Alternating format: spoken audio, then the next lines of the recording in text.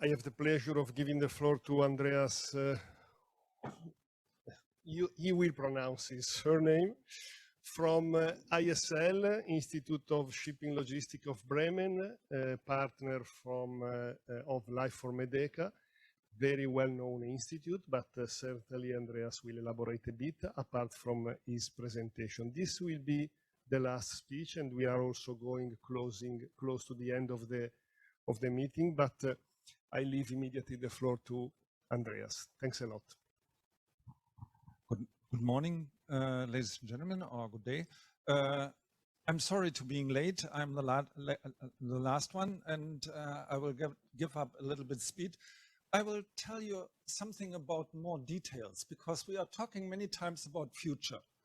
And we say, what must be developed, what could be developed, but unfortunately, mostly it doesn't exist. So I'm an economist, and so I'm always a friend of current actual data. And so I will give you a small inspiration about how the container fleet currently is developed with environmental aspects. Next slide, please. Thanks. What I will tell you, it was too fast, I'm sorry. I will tell you about the source of the data. That is very quick. The analysis period was the last 12 months since last March. And I will tell you something about the fleet size. The fleet size which has been operated in the Mediterranean. And all ships are included which has more than 10% of the yearly time in the last 12 months in the area of the Mediterranean. So that's the gap, how I identify it. Next slide, please. The data comes from Clarkson Research. Unfortunately, they doesn't have all, as usual. So I mixed them a little bit with MDS Transmodal, with container ship registers from the Netherlands, with environmental data from the everybody known ESI. It's an environmental shipping index organization. And if something was not clear whether the ship really was in that time frame in the Mediterranean, we checked it up with maritime traffics, with vessel finder, my ship tracking, vessel tracker, and so on. So I mixed, as usual, when we made scientific research, all data you can get from everywhere you can get. So next slide, please. These are the current situation of the day before this morning, since yesterday at 6 p.m. in the afternoon, early evening. But these are unfortunately not all the container vessels only, these are cargo vessels. All these vessels pollute whatever we know in the Mediterranean. So in my analysis, I look on how old the ships are, because ships which still exist 10 years will exist another 10 years without any equipment, maybe. And so I had a focus on the year of the build of the fleet, as well as on the size. So larger and smaller ones.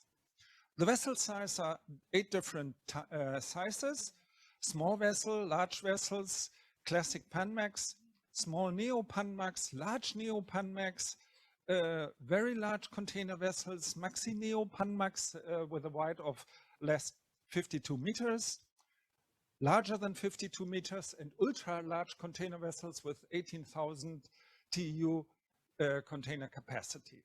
I followed in line with Duri.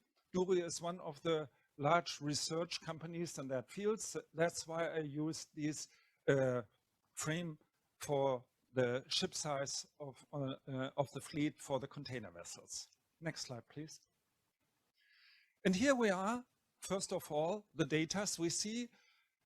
Maybe probably no ship is older than built 1991. Sure, we have a small part of container ships in the Mediterranean. In total, in the last 12 months, have been 1,188 ships, which has a while time from more than 10% of the yearly while time from the ships. So approximately, let us say 1,200 ships. Total fleet size is 5,500 ships. So next slide, please. We have an average of 21.6, nearly 22% of the container fleet still operates in the last year in the Mediterranean area. And we see that the last part with the blue color, that this is the annual, that this is the average share of ships in that ship size class. So we can say the large vessels are more than 85% of the total vessels in the world from the container fleet are still has been in the Mediterranean area. And we see that the most one here are small feeder vessels, but they are only in a range of 15%. Another add-on is that from these 1,200 vessels are approximately 102 constantly in the Mediterranean. So it's only less 10%. All the other one passed via Suez or via Gibraltar or via Black Sea in and out into the Mediterranean. And only a very small range of number, less than 100, are fully transit vessels only. So they passed via Suez and Gibraltar, and that doesn't stop in the Mediterranean, at Mediterranean ports. All the other ones are in Mediterranean ports. Next slide, please. The deadweight tons gives us an equal value, but no under the aspect of deadweights. 32% deadweight capacity from the world ship container vessels operates in the Mediterranean. Next slide.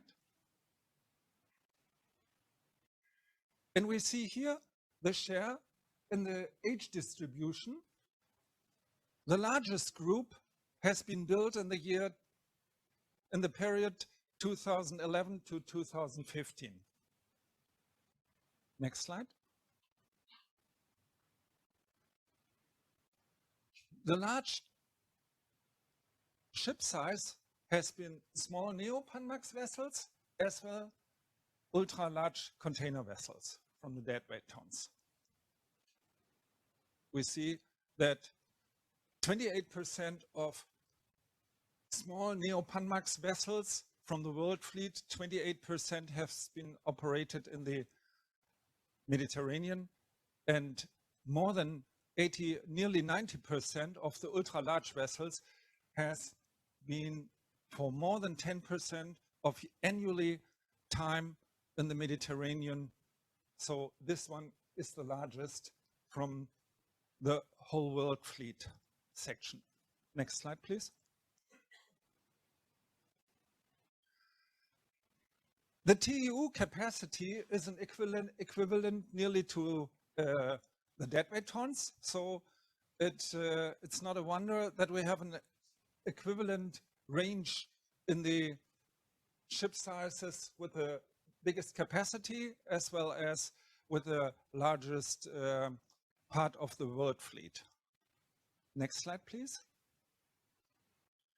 More interested is the reefer capacity, because reefer are one of the solutions why auxiliary are running in the ports for the container vessels. Because if I have a reefer container on board, which has to be operated with energy, so the auxiliaries are running in the ports.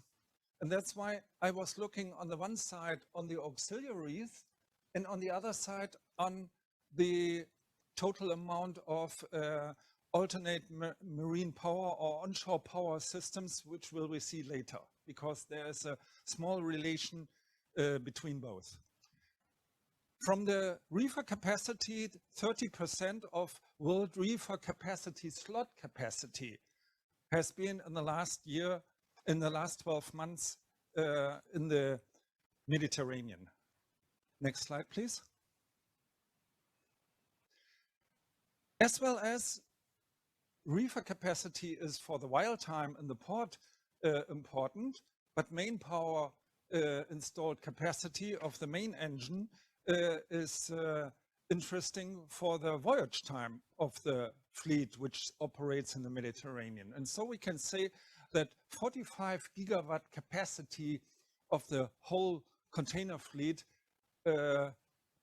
was in the Mediterranean, not counted on the relatively number, because if a vessel has been only one trip in the Mediterranean or a vessel has been several times in the Mediterranean, so that's the difference. We are looking currently only from the fleet total side. So 45 gigawatt installed main engine capacity, which is 28% or nearly 29% of world container capacity, still operates in the Mediterranean in the last 12 months. Next slide, please. Now we have a look on how much of these ships are equipped with alternate marine power or onshore power system, so to get electricity from the port if the electricity in the port is available. Because here we have two sides. We need the port with the connection with the onshore power system in the port. And we need on the other side ships which can use then the plug-in facility to get the electricity for the reefer container or for other things in the while time in the port. And 240 ships are equipped of the container fleet, which still operates in the Mediterranean in the last 12 months, are equipped with onshore power systems. This is 26% of all ships which are equipped with that technology. And it's 22% of all ships which has been in the Mediterranean. And it's 4.4% of world total container ships. So now it would be nice to see where the ships are and whether onshore power systems will be implemented in the ports in the future, there where the ships are in the Mediterranean. But this was not my job here. I only made the statistics about the container ships, but they could be merged together to get a complete view.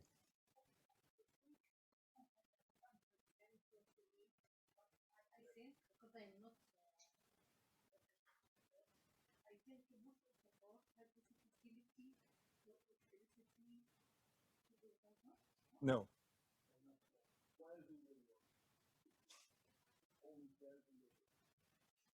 But the ships are well prepared, you see.